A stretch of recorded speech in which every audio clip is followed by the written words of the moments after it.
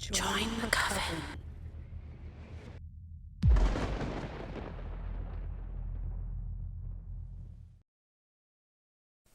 Love spell gone wrong. It was October when my very best friend, Lynn, and I decided we'd celebrate our birthdays together, as we always did. But this was a special year. We were both turning 18, so we decided it would be a good idea to celebrate by bar hopping from town to town. 20, which was a main route that connected all of our little upstate Ohio towns together. Our birthdays were less than 2 weeks apart, and we had been best friends from our first meeting at age 12. Not too much to remember until our last stop. We were about 40 miles away from home at this point, and this is where my story begins. I met Kevin. He was tall, blonde, and had sparkling blue eyes that twinkled with just a hint of mischief. He was 5 years older than me, quite gorgeous, fun-loving, spontaneous, with a hysterical sense of humor. He had a very adventurous spirit and enjoyed skydiving. He was also an amateur photographer as well. He liked to take pictures as he was free-falling. He had a job, a car, and was attending a local college. I just loved his spirit. As you can imagine, I fell in love, fast and furious. We were together every spare moment, running around with our friends and going to parties, just living it up as young people do. Not a care in the world. If a great song came on the radio, he'd pull the car over and dance in the street. Anytime we went to the movies, I'd let him pick, as his choice was always the best choice. He was smart and articulate and very good looking. There was never a dull moment with Kevin. I just adored him. June 1973. He and his little brother had decided to take a road trip out to experience the mountains in Colorado for the summer. I was so happy for them both, and I really loved his brother too, and wanted them to go and have a good time. What I didn't know yet was that I was pregnant. While they were out on their venture, we communicated infrequently. No cell phones back then. I was afraid to tell him, and when I finally told him, he was silent. I didn't hear back from him until about 2 weeks later. He wrote me a letter and informed me that he wasn't coming back to Ohio. I was devastated, heartbroken beyond imagination. During this time, I came across an article in the Reader's Digest on how to cast a love spell. Of course, that's the answer, right?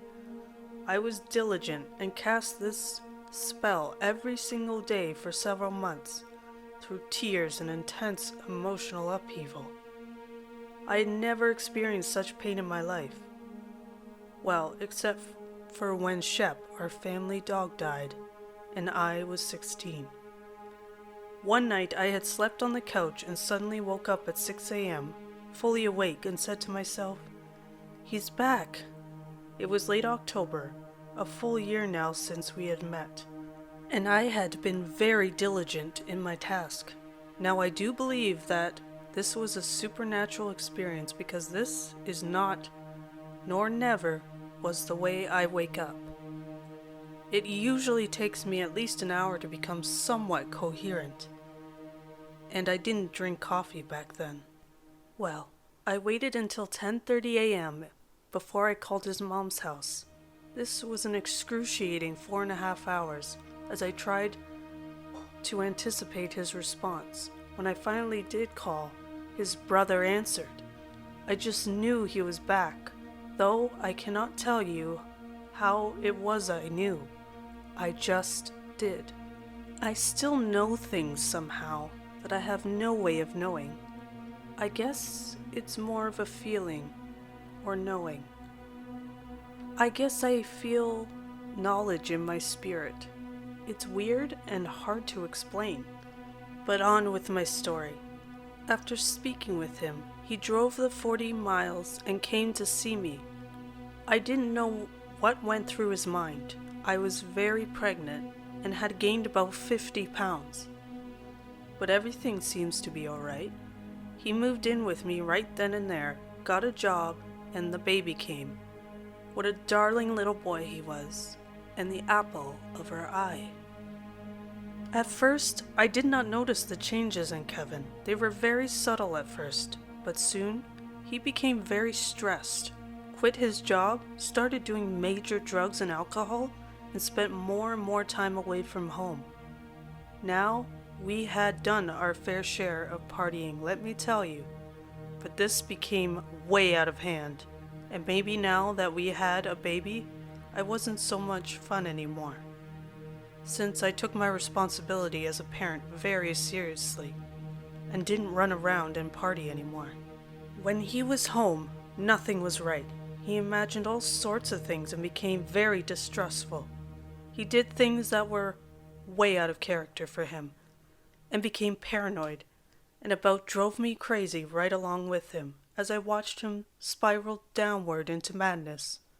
My point, you see, like Gage Creed, he wasn't the same person that came back. He was completely changed. He was no longer fun. He enjoyed psychological head games.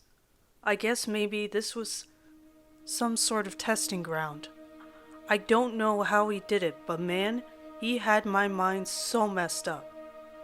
We even went to counseling, and thank God they kept him at the institution for a while. I was relieved at the time because I got a badly needed reprieve from him. But they could not help him, you see.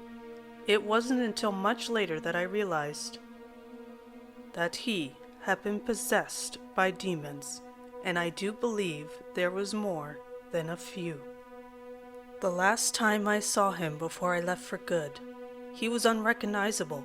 He emitted such an undescribable odor that was so offensive, but was not a normal smell. His knees were larger than his thighs, and you could see every rib protruding from the back or front. He had dark circles under his eyes, and they were sunk into his head, and he looked absolutely haunted.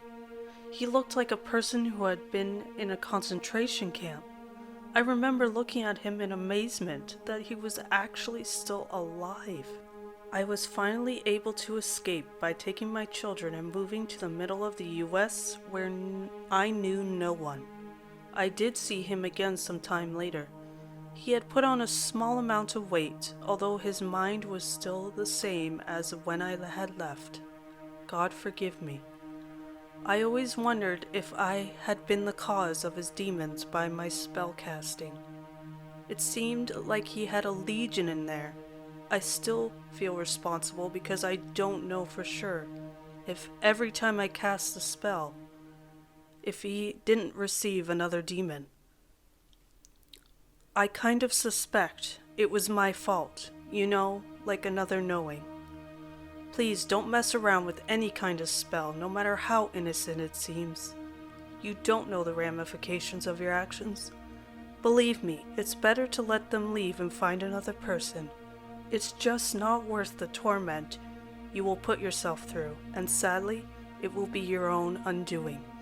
The reason I've decided to share this is maybe I can get some peace, knowing that my story helped at least one person escape what I experienced. I have lived with this my entire life. Let this be your warning. My best friend became a murderer. My buddy Gavin had always tried to be a superhero. Yes, you read that right. Not he always loved superheroes. Not even that he always wanted to be a superhero.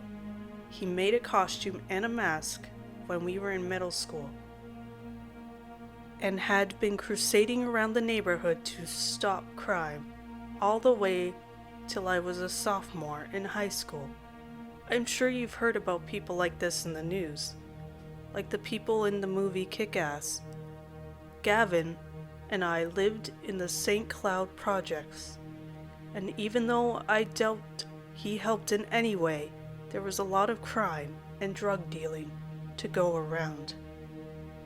The most difficult thing for Gavin, I think, was that we lived in Minnesota, a state that doesn't allow wearing masks in public. While most beat cops that came around our neighborhood laughed at Gavin and his masked antics, there was one cop that would have none of it. Officer Mitchell. He had a real hard-on for Gavin, or the Depths, as he called his alter ego, and would always demand that he take the mask off and not go around disguised in public. More on him later.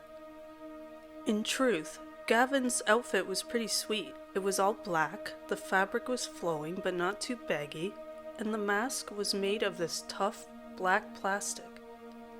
It looked kinda like a skull, and the eye lenses were a piercing silver tint. He'd actually been working on it for a full year. Every night after school, instead of hanging out or doing his homework, he'd go into the basement and sew up his costume. I kept telling him he could just buy a Halloween getup from Kmart, which would be a lot less traceable, but he insisted on making his own. As you can probably gather, he was big into Batman, and just like the character, would only work at night. This helped him avoid Officer Mitchell a few times when being chased down so he wouldn't be unmasked. The outfit was perfect camouflage for the dark alleyways. A lot of people, including teachers and most of the grown-ups in the projects, had figured that Gavin was mentally unstable. I never thought that was accurate though. If I'm being totally fair, Gavin was a smart kid who was just preoccupied with things that took away from him ever getting good grades or learning anything that would get him a job. And he wasn't crazy. He'd just been through a lot. His parents divorced when he was 5. Now before you dismiss this experience as just another typical 21st century reality, you should know that his father was in deep gambling debt and his mother was hooked on crack from the Minneapolis Crips. I'll let you imagine how this all played out for young Gavin when the three of them were living under the same roof. They didn't so much divorce as they separated, and really neither of them was fit to raise Gavin. So he went to live with his grandfather. When his grandfather died, he went into foster homes, getting passed along 7 times in 4 years. He eventually landed back in St. Cloud with his older third cousin Howie, twice removed. Howie did shift work at the supermarket warehouse and didn't have much time or patience for Gavin. So you can imagine what their relationship was like. I actually remember going along with Gavin a few times when he scoured the streets at night for trouble.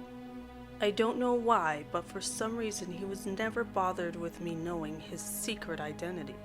In truth, when you live in the ghetto, there's little your neighbors don't know about you. Anyway, I remember one night I tagged along with him after he had heard the news of a serial rapist in the area. I wasn't in costume, but he was, as well as Durwood, his sidekick. Now trying to be a superhero in real life is pretty pathetic, but being the sidekick of a faux superhero, that's gotta be even more so. We mostly drank coffee and soda, freezing our butts off on a street corner and spying on the opposite side, looking for anything suspicious. Now Durwood and I, after an hour and a half, had had enough. There was nothing there except a few drunks, ranting crazies, and maybe a hooker in a long trench coat. The Depths, however, refused to call it a night, insisting we find the rapist. Not long, we saw this tall man wearing baggy layered clothing who kept circling the block, over and over again. "That guy keeps circling back," Gavin hissed through his mask. Durwood and I looked at each other. Even though we weren't friends, we could read the concerned panic in each other's eyes. I think we both knew that stuff was about to hit the fan when we heard Gavin's paper cup hit the sidewalk. Gavin, like a shadow crossing your room when a car goes by at night, lurched forward and ran to the other side. He got right up and grabbed the guy by the lapels of his coat, yelling at him, demanding to know his whereabouts on such and such a date. A struggle ensued. I watched from the other side, paralyzed. Durwood stood next to me like a statue. A fist flew from the man as he shouted, "The hell's wrong with you, freak? Get the hell off!" Gavin then retaliated with one of those karate punches he had taught himself from online videos. And it did rock the guy back a few steps. Then the next thing I saw brought a swell of feverish heat bubbling to my otherwise shivering body. From out of the guy's steep pocket, he brought out a silver snub-nosed revolver. He pointed it, tilted to the side at Gavin's head.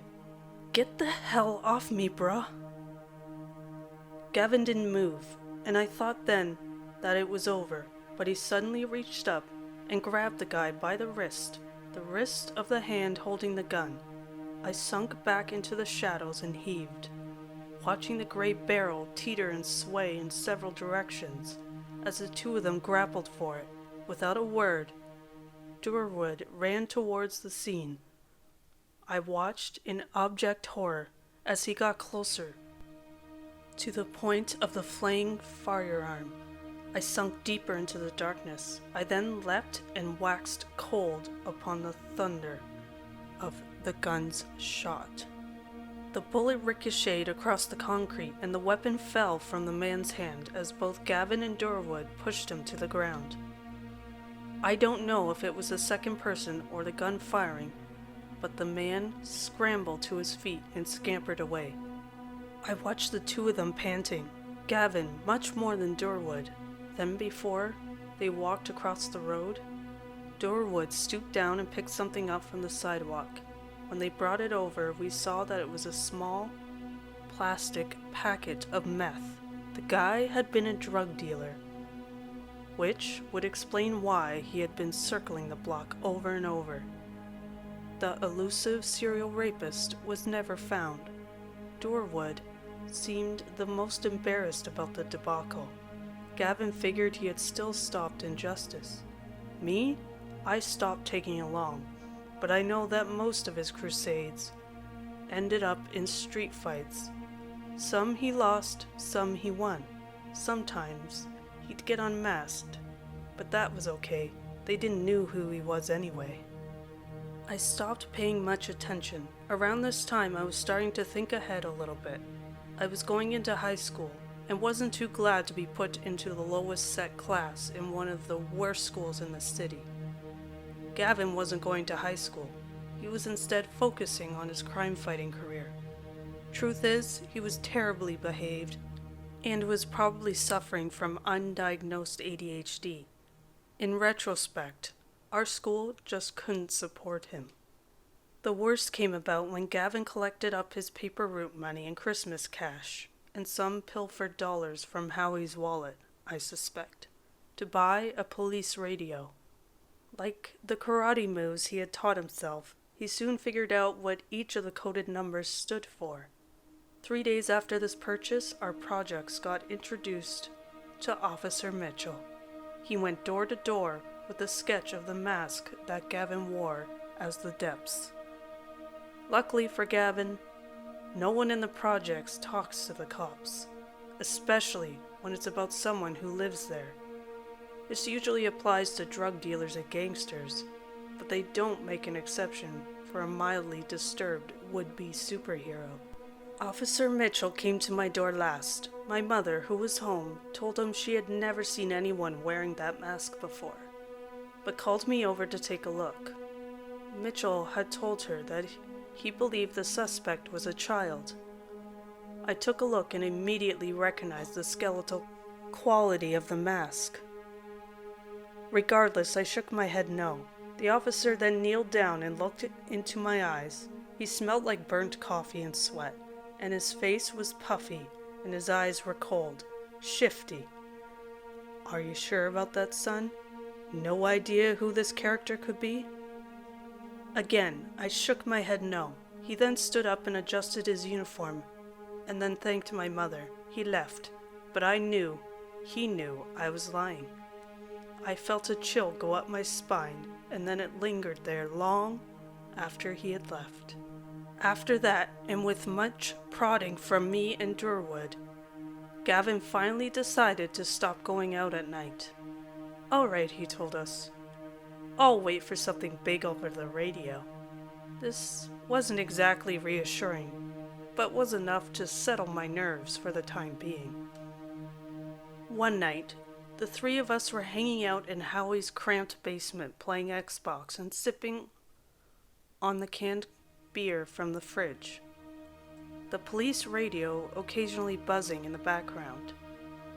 After we had gotten to the ultimate level of the game, the radio buzzed rather loudly with "Car 64, be advised, 261 and possible 217 in progress on Yonge and Lexington." Durwood and I heard it, but neither of us paid it any mind. Gavin, though, he sat right up, his ears perked, dropping his controller to the floor. 10-4, this is Car 64, in pursuit to location, over. Gavin jumped up, rushing toward the radio and putting his ear right up next to the speaker. Durwood and I were sitting up on the carpet, but my head was turned. "What's up, Gavin?" "Shh," he hissed, then promptly put his ear back to the radio. "There's a rape happening 10 blocks from us." At that moment, I felt cold wash over me. I turned off the game and listened with him. Several minutes crawled by of nothing, just a low frizzle of the radio static. Then we heard the officer's voice return. "Dispatch, this is Car 64 and we have a 217. Requesting medical. Over." I didn't need to know the codes to figure out what had happened. The rape victim was dead. "Roger, Car 64, is the suspect in the area? Over." "Negative, dispatch. Subject is reported to be a number 1 male. Possibly local. Witnesses say he fled. Seen going west off Furlington. Notify all cars of situation. 10-4. Durwood's hand was then clasped onto Gavin's shoulder, and I could see he was writhing. "Maybe they'll catch him," I said pathetically. "He's right," Durwood jumped in. "No point in going over there. Come on, calm down." It took a few minutes of restraining him, but Gavin agreed to stay in the basement. We turned on the TV and channel surfed for a bit, mostly watching cartoons. Durwood and I each popped open a new beer. Gavin didn't even finish his already opened one. Didn't even touch it, or even look at it. He just sat there, next to the radio, his eyes staring lifeless at nothing. The next day, I saw the front cover of the newspaper. "Hideous rape murder on Yonge and Lexington. Police officers are in hot pursuit of evasive culprit." This wasn't good. I didn't see Gavin for 2 weeks straight. I called his house a couple times, but each time I either got an answering machine or his cousin telling me he was out and he didn't know where he was. I was scared. This was bad. All I knew was the detail of the suspect as they were replayed on the radio. Number 1 male. It didn't take me long to find out that number 1 meant black. I didn't want to know how the depths was going about finding the guy. By the 3rd week on a Wednesday afternoon after school, I heard an uncommon sound for our block, coming outside my window. Heavy tires crunching over the ragged pavement. Anytime a car came through our projects, it usually meant one thing: cops. I looked out my window to see a squad car had pulled into our block and was slowly creeping towards Gavin's house, my mind filled with fears of the worst, and I dashed down the steps and flew out of our front stoop. I watched Officer Mitchell emerge, his face rigid, his movements stiff and sudden. He then jerked open the passenger door, and there was Gavin, his face exposed, bloodied, one eye blackened and swollen shut, his hands cuffed behind him. The policeman rapped his knuckles hard on the door, but no one ever came. Howie was working double shifts that week and had been home. I looked around and saw everybody on our block watching out the windows or over the fences. "Where the hell is your parental unit?" Mitchell demanded, shaking Gavin's bound form violently. Gavin shrugged. Mitchell gave him another shake and shouted in his face. I could feel the eyes of our block peering heavier on both of them. Officer Mitchell must have felt it too, because after taking a long glance at the scene around him, he went behind Gavin and took the cuffs off. Gavin was about to unlock his door and go into his house, but not before Officer Mitchell clasped his hand against the door and brandished Mitchell's mask in front of his face in a squelching grasp. "Listen to me," he said low, but it carried in an echo so I could hear it. "Do yourself a favor and throw this and that outfit in the trash. I see you wearing it again anywhere and I will arrest you for suspicion of mischief. And we'll see if we can even get a hate crime charge tied to you, eh?"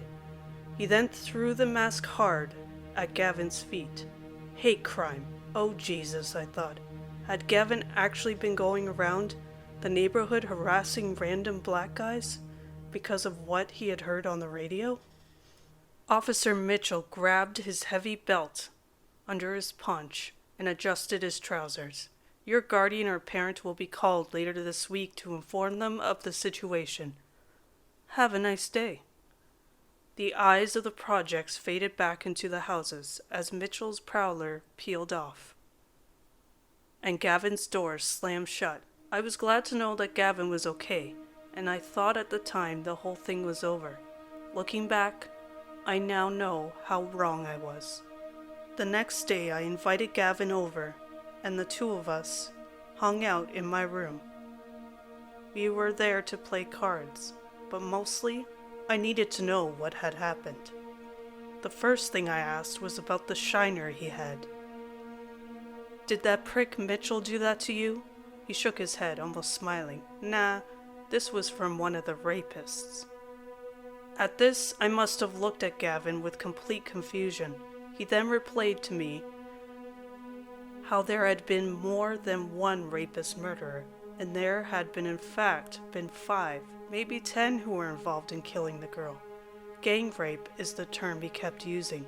I swear to you, Corey, there's literally hundreds of them. "What do you mean?" His eyes shifted to my door, perhaps checking that it was closed, and he leaned close and said, "The blacks." My heart started pounding in my chest. Was I really hearing this? He then told me how John Dyke, at whose house he had stayed on his 2-week hunt, had told him about the uncontrollable lust that apparently all blacks have for raping white women. This theory wasn't surprising. John Dyke had grown up just a few years before us in our projects and was now an active Nazi skinhead. What shocked me was that Gavin had bought this crap. For Christ's sake, the girl who had been killed hadn't even been white.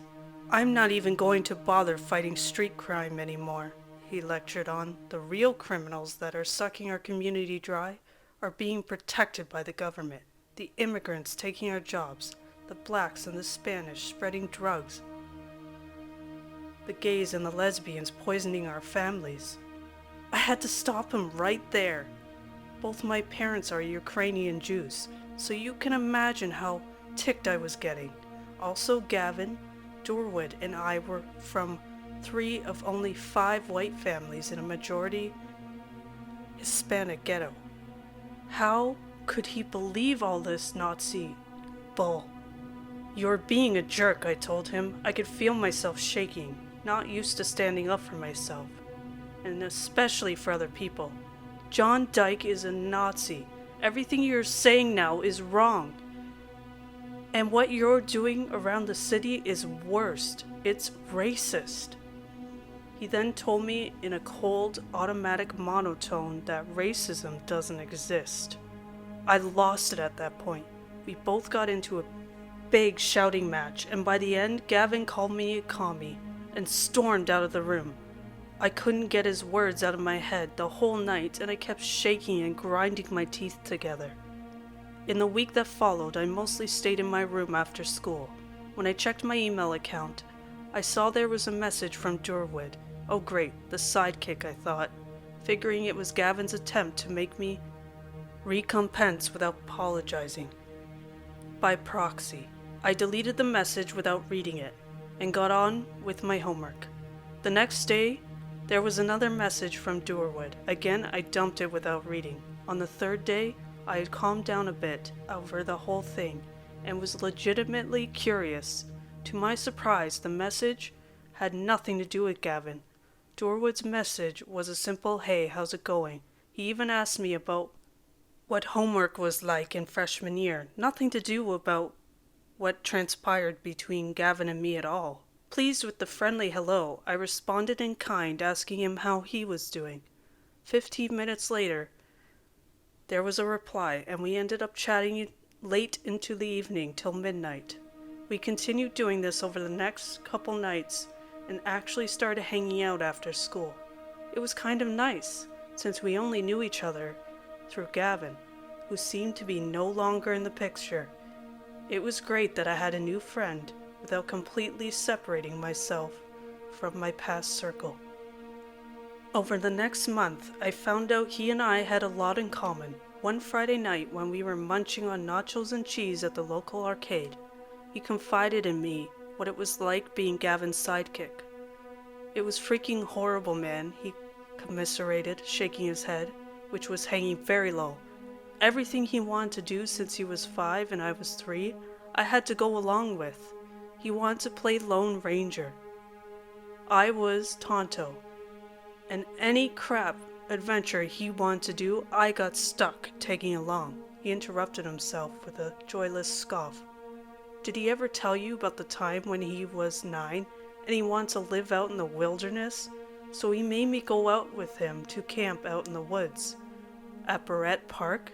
Hell, by the time they found us, I had poison ivy all over my arms and had eaten a goddamn grub. Yuck." "Well, why did you go along with him?" I asked. "How did you even two end up as friends?"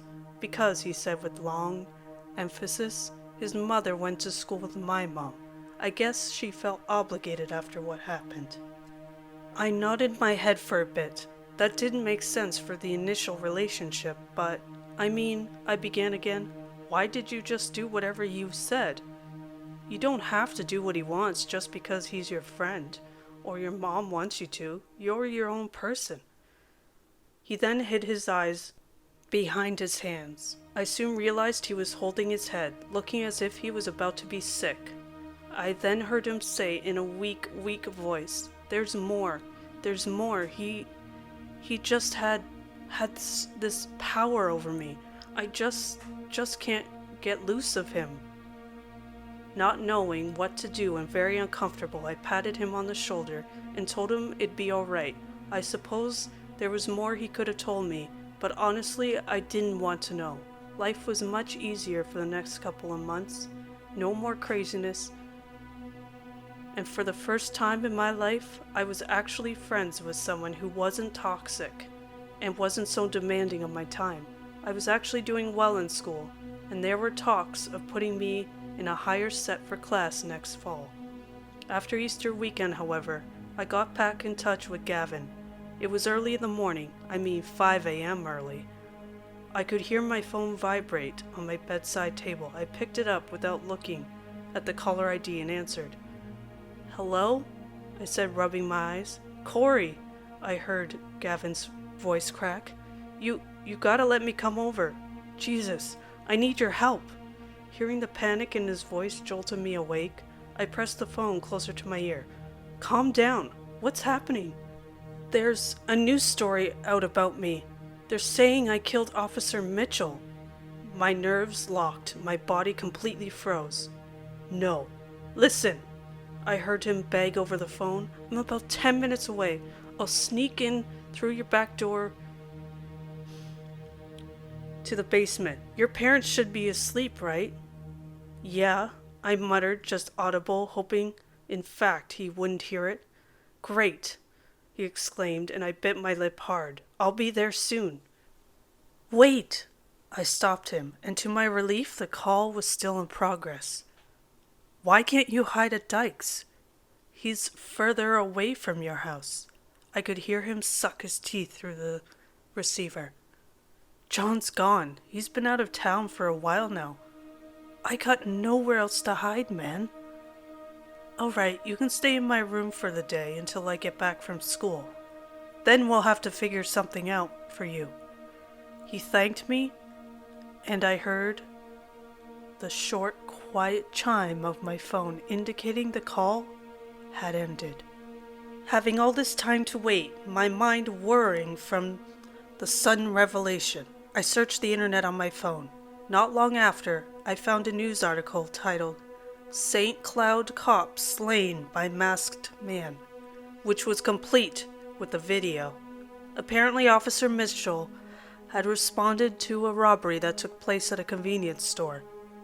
I watched the video. The video was from a security camera videotaping the outside of the storefront. I could see, even in the grainy quality and the microscopic screen of my phone, one of the windows had been broken. Just then, as Officer Mitchell was walking out of the front door, I saw it, a shadow, moving fast right toward him. He turned his head just before the figure ran into him, but not fast enough. He fell to the ground, clutching his side. The article said he had been stabbed with a knife. I then watched it, in absolute horror, as the cop reached for his gun holster, and the darkly veiled figure grabbed at it too, the two of them struggling until there was a sudden flash, and the officer lay motionless on the ground, a spray of dark fluid staining the concrete behind his head. The figure then shot his lifeless person twice more before dropping the revolver and turning to leave. As it turned, I paused the video. The face was covered in a black skeletal mask with piercing, silver-tinted eyes, the same from Gavin's costume. Gavin had still not arrived. Unsure how many knew the costume was his, I quickly dialed 911. When Gavin got to my house, he was out of breath, panting and soaked with sweat. I got him a glass of tap water and sat him down on my bed. He then told me the story in his own words. Listen, last night I was at home, okay? I had been out on patrol for a long while and had caught a cold. For the last few days, I'd been in bed. I looked at Gavin closely. I could tell he wasn't sick. You said you weren't going on patrol anymore. I deliberated each word. Yeah, he snapped hastily. But there are 2 fugitives reported in the news who were suspected of being in St. Cloud. I had heard nothing of this. I saw the video, I told him. The guy was wearing your costume. That's the thing, Gavin begged, reaching up at me and grabbing my shirt. I haven't worn that costume in months now. I swear to God, I threw it out in the trash. I told you, John and I were focusing on organizing strikes against immigrants who were taking our jobs. I wasn't going out and busting heads no more. And here's the other crazy thing. There's no way I could have known that a robbery had taken place. I listened, analyzing each word. He had mentioned details about the case that I knew from the news report, but of course he would. He probably saw the news story, which is why he was panicked. Still, that's the thing, he rambled on, his eyes wide open, pulling harder on my shirt. 3 days ago, the police radio went missing. I don't know where it is. I put my hands on his arms and tried to ease them off me. Just then there came a hard, echoing knock from the front door. Police! Open up! Gavin swiveled his head in the direction of the sound. He turned to look at me and seemed to search my face before springing up to look out the window. Police, he muttered, and his voice carried just enough for me to hear it. But how? He then turned. I stood up. I was ready to dash out of the room. But for some reason, I couldn't. You! He yelled, pointing his finger accusingly at me. You called the cops! I just stood there, stupid and silent, holding my arms up to try to gesture for him to be calm. Without another second of hesitation, he sprang on me and began hitting me in the side with his knees and fists. My life flashed before my eyes, as did the thought that I was alone with the killer. Help! I screamed, hoping the police outside could hear me. Help! I wailed, and was soon cut off by a blow to the jaw. I raised my hands defensively over my head and curled up, trying to block his blows that were striking down hard all over my body. I didn't hear the front door get broken down, or even my bedroom door slam open, but I did hear Gavin scream as he was pulled off by 2 police officers. They then proceeded to pin him to the floor and cuff his hands. My skin was throbbing from the speed of my pulse, and I didn't feel any pain, though, in truth, I was badly beaten up.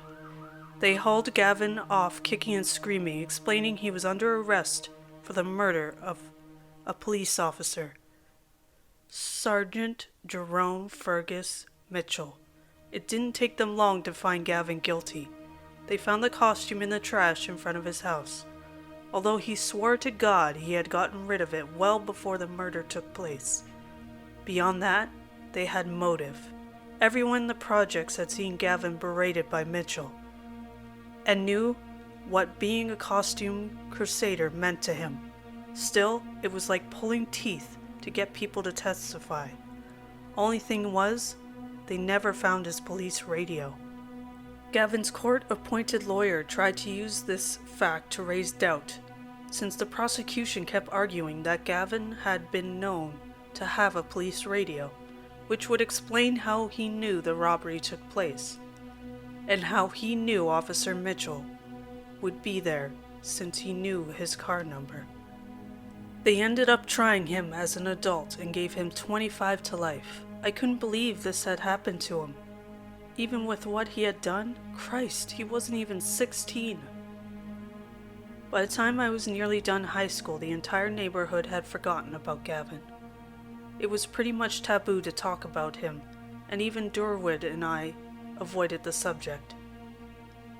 But honestly, with time, we didn't care.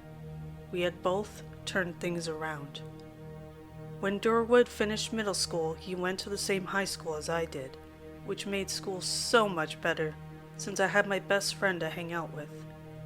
By the time I was in my senior year, we had both joined a few school clubs, no teams I'm afraid, and started a games club of our own, and after moving up to some college prep classes, my grades were finally improving. I had attended a careers workshop and made up my mind to go into an apprenticeship program for electricians. Durwood asked me about it later and decided he would do the same thing after he graduated. The summer after my senior year, Durwood and his mother were moving out to the city. I was sad to see him go, but I could understand that maybe it was the best for him to leave all the bitter memories behind. The day he was going to move, I helped him pack. Around lunchtime, we were in his room, all of his things in tiny cardboard cubes around us. We took a break as we were both beat. Then his mom called, and he asked me to wait for him. After a few minutes, I got bored and tried to lift a few more boxes. Now, all of the boxes have been light up until now, mostly filled with clothes. The box I lifted was unexpectedly heavy, and when I eased it off the stack, it fell from my grip and crashed to the floor. The sealed top opened up on impact, and all the items spilled out onto the carpet. I rushed to get everything back in the box, and that's when I saw what had given it so much weight. A black, metallic radio. It was a police radio. Gavin's police radio. The same he swore had gone missing 3 days before the murder took place. I sat there, staring at it. I then heard steps creak outside the room, and the door squeaking open. Do not enter. When I first moved into my apartment, the landlord told me a strange thing. Always check that the room is the right one before entering. Sage advice from a master of the obvious, you might say. Truth be told, I hadn't really been paying much attention up to that point. My landlord was the type of woman that put no effort in sounding happy to meet you. And whatever Eastern European accent she had certainly didn't make it any easier to understand. I probably should have asked a few more questions, but signing a lease wasn't a process I wanted to prolong any longer than I had to. Besides, it's not like I really needed an explanation. My early childhood diet didn't consist exclusively of paint chips after all. For how cheap the rent was, I wasn't about to worry over a bad joke. The place was one of those oddities of design that seemed to suck the fun out of everything anyway. Nothing but a series of copy and paste apartments stacked on top of each other for 13 floors. Each one was practically identical, right down to the way the front doors stuck when it rained, not a single window among them. They even came furnished with a full set of drab appliances and furniture, devoid of any particular style or taste. It was like living in a filing cabinet, sterile and lacking a life of its own. You'd think we all lived in alphabetical order and referred to each other by apartment numbers. My accountant would love this place. As dull as the accommodations were, it didn't take more than a month for things to get interesting. They were little things at first, mostly just noises, nothing particularly sinister. But they did a great job of keeping me up at night. One night, I'd hear an unintelligible whispers coming from my neighbor's bathroom that lasted for hours. The next, I'd swear I heard far-off wolf-like howls from the floor above, despite a rigidly enforced no pets policy. Once I even caught the unmistakable sound of crashing waves on sandy beach from an apartment on the 6th floor. Occasionally, I would hear the noises coming from the rooms in my own apartment. However, nothing would be out of place when I checked. I may have forgotten to mention that I live alone. It took a bit longer for anything really strange to happen. It was 4 months into my stay when the sound of clinking glass and slamming cabinets woke me. It came from the kitchen, and I knew it had to be an intruder. I quietly slipped out of my bed and grabbed the aluminum baseball bat I kept next to the door to remind me how I really should get more exercise. I must have looked absolutely ridiculous tiptoeing down my carpeted hallway to the kitchen with how much noise the intruder was making. When I reached the doorway to my kitchen, I chanced to peek inside. Sure enough, I saw a dark figure furiously rooting through my kitchen cabinets. Tightening my grip on the baseball bat, I flipped the light switch. Lucky thing I did too, otherwise I might have beaten an innocent old woman to death. My midnight intruder started at the sight of me, her wrinkled face twisting into a mixture of fright and confusion. The unassuming dirty dressing gown and fluffy pink slippers she wore seemed an odd choice for a burglar. I recognized the woman. She was the old lady who lived 2 doors down from me. I'd even helped her with her groceries that very evening. After managing to calm the poor woman down and assuring her that she was not in fact in her own flat, my elderly neighbor apologized profusely. She had woken up in the middle of the night craving a cup, she explained, and must have gotten lost in the dark, unlit building. How she managed to slip into my apartment without either of us noticing was beyond me. She must suffer from dementia because she was absolutely convinced that she'd still be in her own. I don't think she understands just how close she came to a baseball bat to the head, and I wasn't in the mood to explain it to her. I tried to be as polite and understanding as I could as I escorted her back to her apartment. But something was bothering me. Something about the whole affair made the little hairs on the back of my neck stand up. It wasn't until I locked my front door behind me that I realized what it was. Before going to bed, I remember quite clearly locking the door from the inside. I racked my brain all night, but I just couldn't explain how the old woman could have wandered into my apartment without opening my front door. Having no one else to ask, I decided to bring the subject up to my next-door neighbor the next day. Cornering him in the hallway that evening, I had trouble broaching the subject. When I finally stammered out my story, however, he seemed rather unsurprised by the whole ordeal. Apparently, this sort of thing happened all the time, not just to the old lady down the hall either. Almost everyone in the building had a similar tale. It was the doors, he said. They didn't always lead to the same place. Sometimes you would be facing a door that led to your bathroom, only for it to lead to your bedroom instead. It could even lead to a completely different apartment on a completely different floor. Once, he heard that someone's closet door had once opened to the alley on the north side of the building. It was a pretty crazy thing to think your door could lead anywhere in the building without notice, but my neighbor seemed to believe that the phenomenon stretched further than that. To get around this little nuisance, he suggested I do what other tenants do. The generally accepted method was to make 2 marks on either side of the doorway in the apartment with a marker. That way you could tell if the room you were about to enter was the right one at a glance. If the 2 marks didn't match up, you were staring at a doorway to the unknown. At least, that was the idea. The old lady must have forgotten to check when she stepped into my kitchen, or at least not seen it in the dark. My neighbor seemed rather annoyed by the thought. He made it painfully clear that I wait for the door to go back to normal before using it. I should, under no circumstances, ever enter a room that shouldn't be there. Always check first. My neighbor experienced the anomaly himself in the past, but only as a mild annoyance. Even still, he was very adamant that I take the matter seriously. But how could I? Who in their right mind would believe a story as insane as this?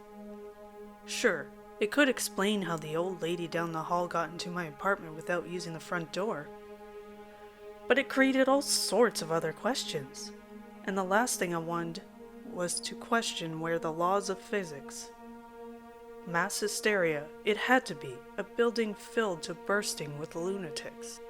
In the end, I found it simpler to write my neighbor off as a head case and move on with my life. However, I did as he suggested, with a red Sharpie, secretly borrowed from work. I drew a line on each side of every door jamb in my apartment. It was more out of curiosity than anything else. Or maybe I was just daring the universe to prove me wrong. Either way, after a few weeks, I had gotten into the habit of checking if both marks were there before I entered a room. I saw it as a little inside joke. When in Rome, do as the wackos do. Eventually, it became a silly little ritual I would do to remind myself the world wasn't crazy, just the guy next door. I had been living in the apartment for a little over a year before it happened to me again. I had gotten up in the middle of the night to grumpily use the bathroom like I had done many times before. I was on autopilot. On my way back to the bed, I lifted my tired eyes to the doorway leading to the bedroom and grinned at the now familiar red. But I hesitated. There was only one mark, though only lit up by a small lamp in the hallway. I was absolutely sure there was no red mark on the bedroom side of my door. I stood there for a while, blinking sleep from my eyes and trying to stare the second mark back into existence. The bedroom looked the same as I had left it minutes before, save for the missing mark on the doorway. Were my eyes playing tricks on me? Maybe I was dreaming. Or was my cookie neighbor's story the real deal? As ridiculous as it sounded, I was sure of one thing. There had been 2 marks on my trip to the bathroom. I didn't go in right away. I wanted to, but a small part of me took what my neighbor told me seriously. First, I waved an empty hand in the doorway. Nothing particularly spooky happened, emboldened by the knowledge that this phantom room wouldn't immediately melt my skin off. I took a step inside. At first glance, nothing looked out of the ordinary. Everything was where I remember leaving it. Even my comforter was thrown aside like I had just been sleeping under it minutes before. But then why was the mark missing from my door frame? I was certain there had to be something different about the room in that moment. My neighbor didn't seem so crazy, and all I needed to prove it was to find what was wrong with this room. I tore open my closet and flipped my mattress in search of clues. Every drawer was emptied on the floor in my quest. I even tore the carpets up at the ends to look underneath. I looked everywhere in my madness, but found nothing. Everything was where it should be. Somehow, though, I knew this was not my bedroom, and it wasn't. Until I turned back to the door to check if the second mark was really missing, that I realized what was so different about it. This room had no doors.